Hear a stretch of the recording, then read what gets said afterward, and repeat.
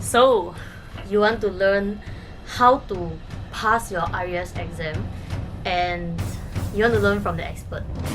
I will definitely not be telling you at the end that the truth is there is no secret. The secret is working hard. No, I'm not gonna go for that okay? Actually passed my paper 2 on the 4th try. I have some tips that you guys definitely can learn from so that you don't do the same that I did. And actually I passed my paper 1 on the first try, but my paper 2 really took a while. The techniques work for both papers, okay? As you know, for RES exam, there is a ticking clock. So you have to pass within 2 years of getting your certification. And the problem is that every year, maybe there are, I think, about 4 sittings, and you actually have to fight for the sitting. I'm gonna tell you everything there is to know, okay? And like exactly how I studied to pass the final exam. I have evidence-based study techniques, so stay with me. Some background if you want to know. If you don't want to know, then you can just skip to the first part. I will timestamp everything at the description box below. So I'm not a property agent. I didn't register. By the time I actually passed, I've lost my interest already, and I'm gonna go travel for a very long time. You may actually pass at the same time as when I finally want to go into the industry. I actually took my course in July of 2019. No. Okay, so I've got the dates right here. I finished my course in July 2021. And then I took my first exam for both papers on October 2021, in which I failed paper 2, but I passed paper 1. And then on April 2022 and November 2022, I took paper 2 again for 2 times, in which both I failed. Actually, there was one more sitting on August 2022 where I failed to get a seat. I finally passed only in March 2023. In 2022, you see, there were only 3 examinations and I failed to register for 1. As you know, like, you have to pass this within 2 years of getting your course completion certificate. So actually, every time they open for registration, it is very crucial. So this is gonna bring me to my tip number 1, which is you have to get a seat. Okay, so if you don't already know, the way to be registered for the examination, because there are so many people who want to do this, right? They will actually open like a pre-registration, indicate your interest thing. So you indicate your interest, you say, oh, I want to take this exam. They will tell you like there's this time frame, like 9 AM to 12 PM. So you think that you can just, you know, slowly go in and register your interest. But no, wait, okay? I have registered 4 times, and out of the 4, I failed 1 time. And you know when I failed? I failed when I registered at 9:05 AM, okay? So you cannot be late for the indicating of your interest, because that is where you're gonna get your seat. So that is where you cannot sleep. You have to set your alarm and you have to have all your details ready right before the portal opens. So at 9:01 AM or maximum latest 9:02 AM, you have to register your interest already, okay? It is a first come first serve basis. Don't wait until like 11 AM then you slowly go in and you think like this is some kind of like ballot system. No, it's not. If you snooze, you lose. Just be damn kiasu, okay? 9:01 or before you submit your thing, you're definitely gonna get a seat. I can guarantee you, okay? At least up till the last exam. If you're watching 2 years from now, then I'm hoping it's still the same, you know, so this video will still be relevant and you will still be watching. I actually have someone in my WhatsApp group that keeps complaining that he can't pass and how his life is and how everything is and how everyone is like just doing so well, but like there's he. I remember there was this one time where he just like woke up late and at like 10 AM, he actually set the alarm at 10 AM. There is not one single time in like the history of indicating interest for RES exam that the timing is 10 AM. Okay, and you set your alarm at what, like 10 AM? So like he missed that one time and then subsequently like he has failed a lot of times. So well, good luck to him. But like I hope that is not you. After securing your seat, which will be about 1 week after you indicated your interest, and if you get a seat, they will actually email you and let you know, and then you have to make the payment. So once you make the payment, you are definitely gonna go into the exam already, okay? So you have about 1 month before your exam, so you're gonna start right away. You don't have time already, okay? Do you have your books? Okay, everything have to be settled already, okay, by then. And then assuming you have to study at night, your night time is gonna be compromised already. So remember to tell your family and friends or your children that you are not gonna be available, okay? Papa is not gonna be available from 8 to 10:30 p.m. every night, okay? And then like the next day you still have to work. So your night time, just cancel all your appointments. If you want to pass this, you have to be damn serious. The biggest problem with this exam or any other adult learning exam that I have been to, all of them have no TYS. They don't have some kind of practice papers that are like tried and tested. What I think is that they want to repeat the questions, which actually really makes sense for like an adult learning course, but actually we pay a lot for each paper. We pay about 200 plus for each paper, so like maybe they should not recycle the questions. My own opinion. So this is the main problem. We don't have any practice questions. So where do we start?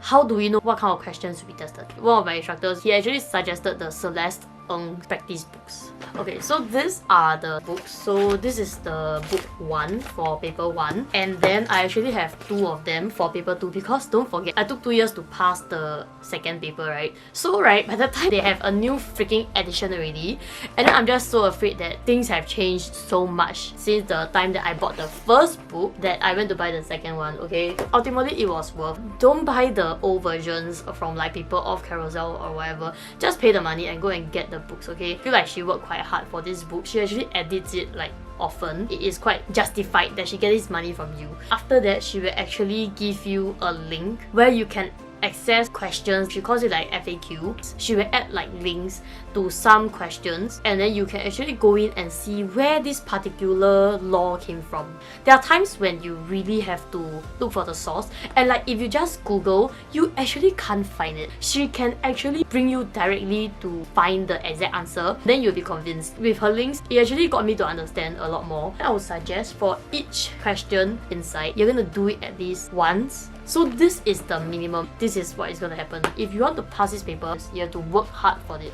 The next thing that I want you to do, this is a hack. Okay, in every hack, if you don't work hard, you are still not going to get it, okay? So there is no secret to success. It just makes sure that you don't study like 1 whole month and spend so much time and then ends up like you still fail. What I'm going to make sure in this video is that if you follow my tips, right, your time is going to be worth it. I passed it the 4th try, and this 4th try is where I changed my study technique so drastically. You're gonna use the topics inside to create flashcards. You heard me right. You're gonna make flashcards. So last time in university days, I don't need to do flashcards. You know why? Because nothing is MCQ. For MCQ questions, right, the best thing you can do for yourself is to play the memory game. You don't have a choice. You have to remember things. And how do you remember better than doing flashcards? No, there is no better way.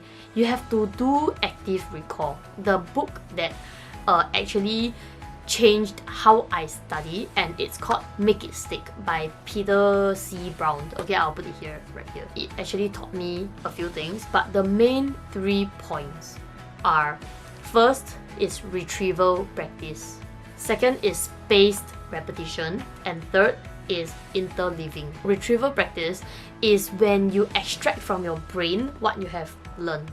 So let's say you are a primary school student. I teach you today that 2 plus 2 is equal to 4. So like if I ask you again tomorrow, so what is 2 plus 2? And you are trying to remember from your brain, like you're trying to take it out from your brain, you're like, what is 2 plus 2? Shit, I just remember, I almost remember, then you remember, you almost remember.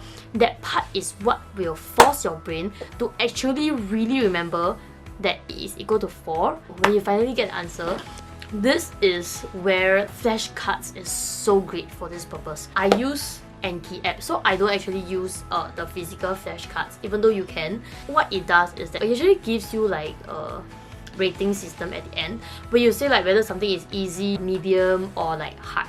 And then you can actually say, okay, I got it wrong, so it's hard. So it will be a red color. And then the next time they actually show it to you like more times. It's completely free. So second is spaced repetition. It is making sure that after you learn a certain topic, you let your brain forget some of the contents, and then when you go back and you remember it, your brain has a higher tendency to remember. Like once after like 3-4 weeks, and then you suddenly think back, and then you're like, wait, what is that? And then you review the topic. This will help your brain to remember what the answer is. Interleaving is studying a few topics at the same time. So if you go directly into like a whole topic and then like for the whole day you just study that one topic, you won't actually remember like so much of the topic. So this is actually based on like a lot of experiments that they have done. So the final conclusion is that you have to study a few topics at one time. So like say like from topic 1, I'm gonna study 20 questions out of maybe there are 1,000 questions, and then you're gonna move on to the next topic. Okay, 20 questions from here, and then you do, and then when you finish, then you're gonna go back to the first one, and then you do the next 20 questions. So do you see where I'm going with this? This book is perfect for this. You can actually just choose questions and then you just go to the next topic. I'm assuming this is a part-time thing for you and you have a full-time job. So you're gonna study at night. Okay, what you're gonna do is, we assume that you have gotten the books already, okay? You are going to do 20 to 30 questions for each topic each time. Celeste's books start from section A, section B, all the way until like I think K or something for like both book 1 and book 2. So assuming you are taking both of them, you're gonna start from A, B, C, D for your whole night. Okay, so until you cannot take it anymore and you have to sleep already or whatever, so I would suggest at least 2 hours every night. But wait, you are not going to just do then just go. If you anyhow guess and then you actually got the answer correct, how would you know that you don't know the question?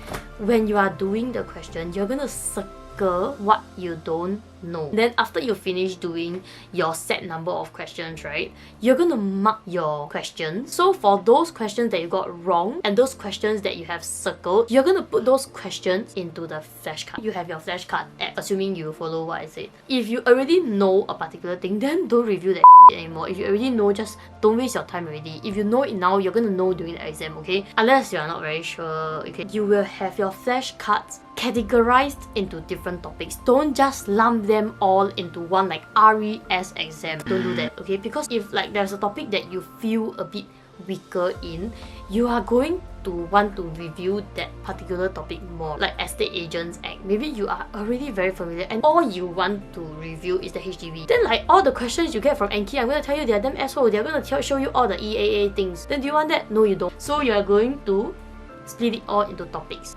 It's easier for you to review. Okay, so right, as we said, this is your part-time gig.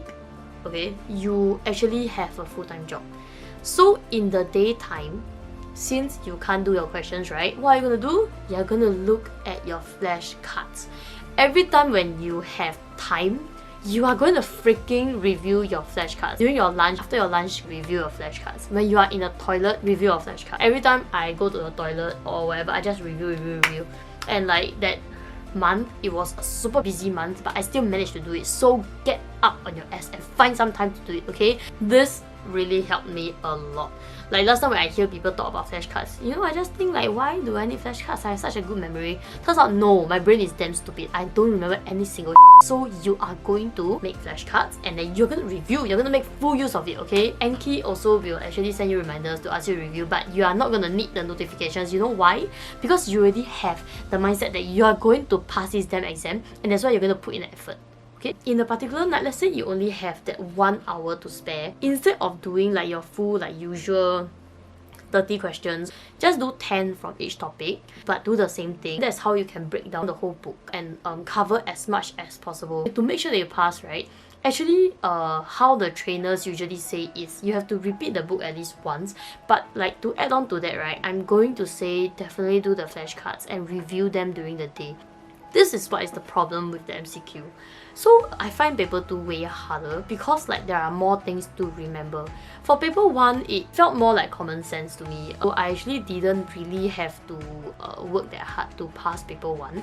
I'm sorry if you're struggling with paper 1, but like the techniques work for both papers, okay? Paper 2 actually needs more memory. And the reason why you need to have better memory for this is that you have to be very clear on what you are actually answering. Oh, okay, I can't remember anything really, okay? It's been 3 months and I never review, so I don't really remember. But what I mean is that the answers are so damn close, okay?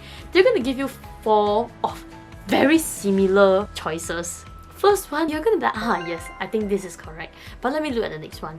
And then the second one, you will think the same thing. You will think that this is also very correct. And then third one, you also think this is damn correct. And then fourth one, so you can't even do elimination of choice. You really have to know your shit. This is why, right, you do flashcards is to make sure that you actually remember exactly what that particular scheme is asking for. So if you actually remember the fact, you definitely know that that is the wrong answer. So that's how much I have gained from the flashcards, because I was so sure that these questions are wrong that I know to pick out the right answer. You know, even though like, I don't know what the right answer is talking about, but at the end of the day, like I managed to have enough facts in my head that I can actually cross out the wrong answers. Some numbers they give is like similar to another thing, but I know for this particular scheme it's wrong. As you know, like you have to pass this within 2 years of getting your course completion certificate. I would say like try all the way until the end. I only passed on the last try that I could. I feel like if you still like fail a lot of times, maybe consider like changing a profession that you want to do. I hope you pass your paper, really, I really do. And like it is up to you whether you want to be a property agent or not. I am not a registered property agent, so like don't come to me if you need property advice. I don't have any. I only have advice on how to pass the paper because I took it like 4 times plus 1. For that one time I passed paper 1, and then like the other 4 times where I took paper 2. That is all for the video. I wish you all the best for your exam. If you like this video, remember to give it a like and also share with your friends who are struggling with this. I hope you benefited in some way, and see you in the next video, okay? Bye!